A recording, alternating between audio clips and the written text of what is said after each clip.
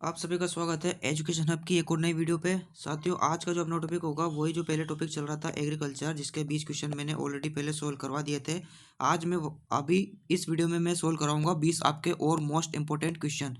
इससे पहले की क्लास अगर आपने नहीं देखी हो तो जल्दी से इसकी क्लास देख लो, डिस्क्रिप्शन में लिंक है, वहाँ जाकर आप इससे पहले मैंने 20 मोस्ट इंपॉर्टेंट क्वेश्चन सोल्व करा रखे हैं और आज हम फिर से सोल्व करेंगे 20 और मोस्ट इंपॉर्टेंट क्वेश्चन। साथियों, आपके एग्ज़ाम 4 फरवरी को होगा और उसमें अभी सिर्फ 10 दिन ही बचे हैं।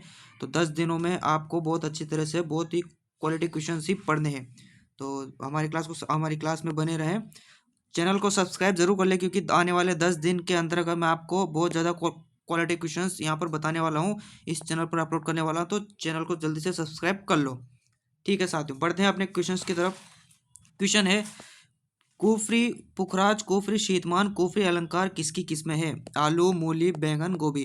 तो इसका एक कीवर्ड देखो, कुफरी शीतमान कुफरी पुखराज कुफरी अलंकार। आपने जब सिलेबस पढ़ा था तो उस टाइम पे कुफरी नाम की एक जगह थी, कुफरी, जो कि पड़ती है शिमला में।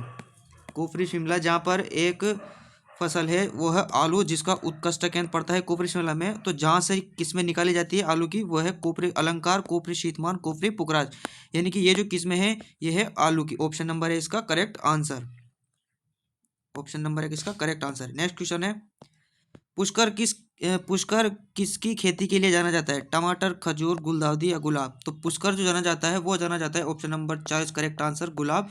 ये जाना जाता है जो गुलाब होते हैं रोज, साधारण गुलाब, उसके लिए जाना जाता है पुष्कर। और बात करें चैती गुलाब के बारे में, तो चैती गुलाब के लिए जाना जाता है खमनोर, खमनोर राजसमंद।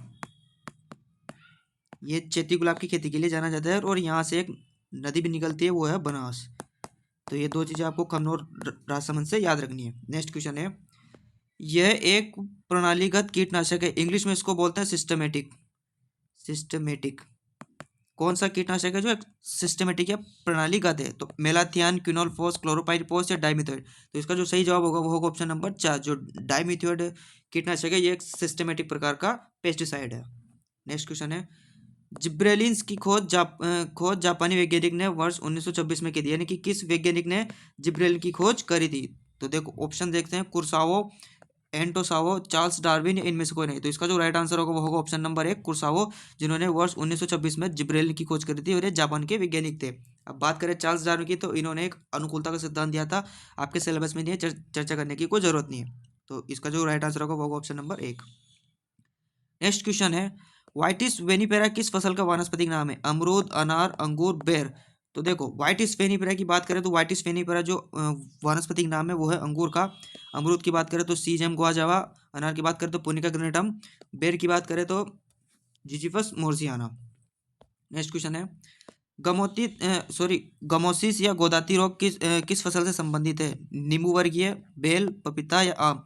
तो गमोसिस या गोदाती रोग की बात करें तो यह संबंधित है नींबू वर्गीय फल से, और ये फैलता है फाइटोप्थेरा फाइटोप्थेरा स्पीसीज नाम की कवक के द्वारा। इसके द्वारा फैलता है गमोसिस या गोदाती रोग, और ये फैलता है नींबू वर्गीय फलों में। ऑप्शन नंबर है इसका करेक्ट आंसर है।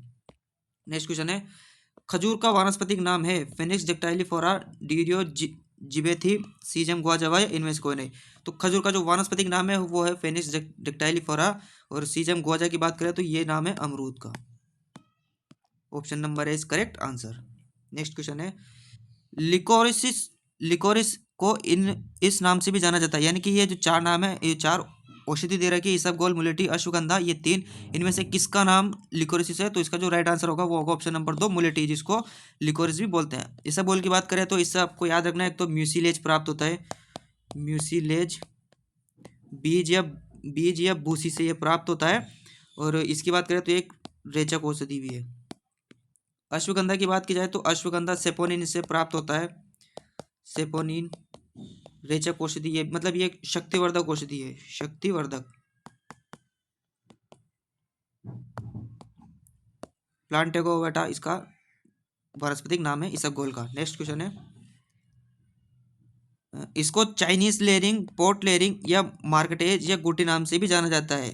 Air layering, simple layering, compound layering या इनमें से कोई नहीं। तो देखो, चाइनीज लेयरिंग, पोर्ट लेयरिंग, मार्कोटिस लेयरिंग या गुट्टी दाब, जिसको जाना जाता है उसका अन्य नाम है वो है air layering. Option number is correct answer, जिसमें स्पेगनम घास का यूज़ किया जाता है। आपको इसमें ये बहुत ज़्यादा इंपॉर्टेंट चीज़ है, स्पेगनम घास का यूज़ किस प्रवर्धन विधि में किया जाता है, तो वो किया जाता है एयर लेयरिंग या गुट्टी दाब में, जिसमें स्पेगनम घास लगा के जड़ें विकसित की जाती है, फिर उसे काट कर एक अलग पौधा तैयार कर लिया जाता है। तो option number is correct answer. Next question है, सिंचाई की यह प्रणाली पौधे को उसके उपभोग के उपयोग के बराबर पानी की आपूर्ति करती है। फैरो सिंचाई, प्रवाह सिंचाई, बूंद बूंद या चेक बेसिन। तो यानी कि उसके उपभोग के उपयोग के बराबर, यानी कि वो जिसको पौधे को जितनी आवश्यकता होती है उतने ही पानी उसको दिया जाता है। तो ये जो प्रणाली होती है ये है बूंद बूंद सिंचाई प्रणाली, यानी कि जिसमें लगभग 60 से 70% तक इसमें पानी की बचत होती है। Option number 3 is correct answer. Next question है, आमतौर पर खालिस्तान प्रतिशत पेक्टिन अच्छी जेली बनाने के लिए यूज होता है। 1 से 1.5, 0 से 1, 2.5 से 3 या 2 से 2.5।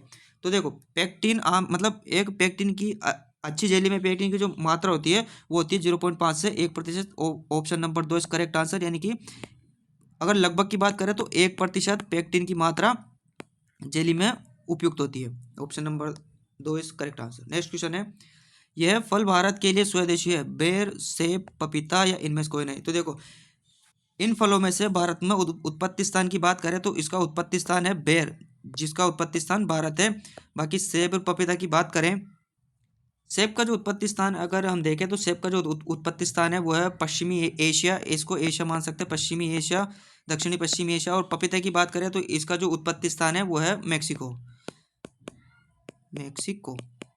बाकी बेर का जो उत्पत्ति स्थान है वो है भारत, यानी कि option number is correct answer. Next question है, शुगर बेबी किस फसल की प्रजाति है। खरबूजा, कचरी, टिंडा या तरबूज। तो शुगर बेबी किस फसल की प्रजाति है, इसका जो राइट आंसर होगा वो होगा ऑप्शन नंबर 4, ये तरबूज की एक मीठी किस्म है।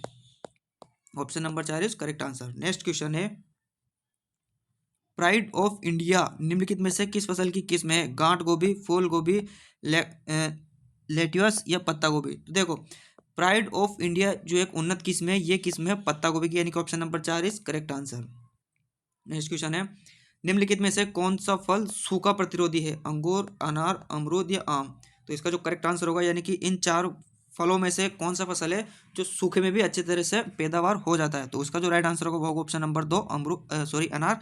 और इसका जो सर्वाधिक उत्पादन होता है वो बाड़मेर जिले में होता है, जहाँ पर लगभग रेगिस्तान है। तो ये एक सूखा प्रतिरोधी फल है। Option number 2 is correct answer. Next question है, नर्सरी में पौध उगाने के लिए निम्नलिखित में से कौन सा उपयुक्त माध्यम है। नर्सरी में पौधे उगाने के लिए कौन सा माध्यम सबसे ज्यादा उपयुक्त है। ऑप्शन देखते हैं, पेलाइट, स्पेगनम मॉस, मृदा या उपयुक्त सभी। तो नर्सरी उगाने के लिए उपयुक्त सभी, यानी कि 4 के 4 ही चीजें उपयुक्त होती हैं। अपन इन चारों स्थान पर नर्सरी के पौध उगा सकते हैं। Option number 4 is correct answer. Next question है, विश्व में आम का सबसे बड़ा उत्पादक देश कौन सा है। म्यांमार, भारत, चीन या थाईलैंड। तो इसका जो करेक्ट आंसर आप सभी को पता होगा कि जो भारत है वो विश्व में सर्वाधिक आम का उत्पादक देश है, जहाँ पर पूरे भारत का 41% तक आम का उत्पादन होता है। 41% आम का उत्पादन भारत में ही होता है। Option number 20 correct answer. Next question है, जेम में साधारणतः टीएसएस पूछा है, यहाँ में पूछा है जेम में सबसे साधारणतः टीएसएस पूछा है। तो जेम में जो टीएसएस की मात्रा होती है वो होती है ऑप्शन नंबर 1, 68%। अब बात करें जेली की, तो जेली में टीएसएस की मात्रा होती है 65%, 65। Option number is correct answer. Next question है, यह पौधे की संधाई की एक कला है जिसमें पौधे को जानवरों, पंछियों और या डोम्स जैसी सजावटी आकार दिया जाता है। तो परगोला, टोपियरी, ए भी दोनों, इनमें से कोई नहीं। तो देखो, यहाँ पर जो संगाई की एक कला है जिसमें पौधे होते हैं उसे जानवरों के, पंछियों के या डोम्स जैसे आकार दिए जाते हैं, तो वो आकार दिए जाते हैं ऑप्शन नंबर भी टोपियरी में। Option number 20 correct answer. बाकी परगोला की बात करें तो ये भी एक संधा की कला है, लेकिन ये अंगूर में यूज़ की जाती है, जिसमें जानवरों और मतलब इसमें आकार नहीं दिया जाता है। तो आकार जो दिया जाता है वो दिया जाता है topiary. Option number 20 correct answer. Next है, भंडारण के दौरान प्याज के फुटान को रोकने के लिए कौन सा बढ़वा नियंत्रक प्रयोग में करते हैं। Indole butyric acid, gibberellic acid, maleic hydrazide या साइकोसिल। तो भंडारण के दौरान प्याज के फुटान को रोकने के लिए यहाँ पर बात हो रही है इनहिबिटर्स की। इनहिबिटर्स यानी कि जो वृद्धि को रोकते हैं। तो इनहिबिटर्स में जो वृद्धि को रोकते हैं उसका एक उदाहरण है वो है मेलिक हाइड्रोजाइड, जिसको बोलते हैं एमएच जी। इसका यूज़ किया जाता है एक तो आलू का जो फूटन होता है उसको रोकने के लिए, प्याज का फूटन होता है उसको रोकने यानी कि वृद्धि को ये रोकता है। Option number C is correct answer. Next question, आज के लिए ये 20 क्वेश्चन काफ़ी है। आप मुझे कमेंट बॉक्स में बताएं कि आपके 20 में से कितने क्वेश्चंस राइट हुए हैं, और चैनल को ज़रूर सब्सक्राइब कर ले। मैं ऐसे ही क्वेश्चंस लाता रहूँगा, आपकी तैयारी अच्छी होती रहेगी और अच्छी तरह से पढ़ते रहें। 4 तारीख को आपका एग्जाम है, तो इसलिए बहुत कम टाइम बचा है, तो अच्छा कंटेंट देखने के लिए चैनल को ज़रूर सब्सक्राइब करें।